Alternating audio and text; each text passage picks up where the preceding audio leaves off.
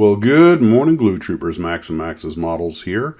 Getting ready to head off to work, doing the same trip I did last week, so I hope to visit with Honest Mike and have some more modeling adventures while in Los Angeles. When we were on the last trip, we saw these models that Jim showed us from his collection, and one of them was the Curtiss SC-1 Seahawk. And even though I was aware of this airplane, I really didn't know that much about it. So I did a little digging and research, which means I went to the wiki page. And although I did know that the airplane had been an active service aircraft, I didn't realize it made 577 of them. And it was considered the best float plane that we had in World War II, even though it only saw a little bit of action at the tail end of the war due to a protracted development process.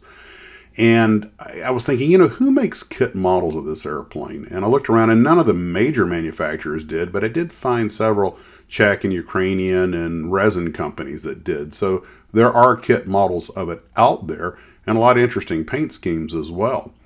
Ironically, the airplane, although the pinnacle of scout plane technology in the late 1940s, probably in World War II, it actually had a short service life. It was gone by 49. Not that there was anything wrong with the airplane. It was actually quite good.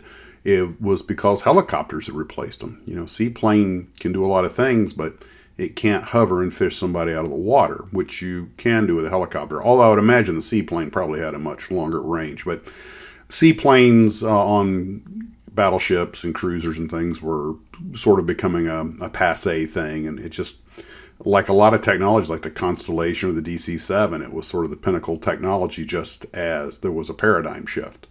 The Seahawk itself is a pretty interesting airplane. It could actually be a straight float plane, or a straight land plane, or an amphibious float plane. You had all three options. There were amphibious floats for it and regular non-amphibious floats. Normally when you have the non-amphibious floats, the airplane's lighter because it doesn't have the landing gear mechanism, so you can get a little more range out of it. Also, I should point out that the airplane is sometimes confused with the SO3C Seamew, which is not surprising. They're both Curtiss products. The name SC-1 can kind of throw people.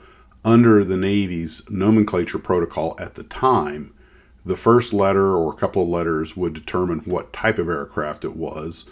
The last letter was the manufacturer, such as F4U was fighter, fourth one purchased from Vought, because Chance Vaught's designator in the Navy was U. Just like North Americans was J, so a B-25 Mitchell, and the Navy was a PBJ, Patrol Bomber North American. Well, Curtiss SC-1 was Scout Curtiss 1. Wait a minute, they already had the SO3C. But that was Scout Observation, third one they'd bought from Curtiss. And that's because it had a two-man crew. The Seahawk only had a one-person crew, so technically it wasn't an observation plane, it was just a scout plane. I know it seems a little silly, but that's the way they did it.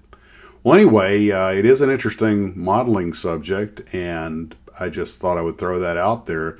Regrettably, according to Wikipedia, none of them survived the scrapper, so there's none even in museums.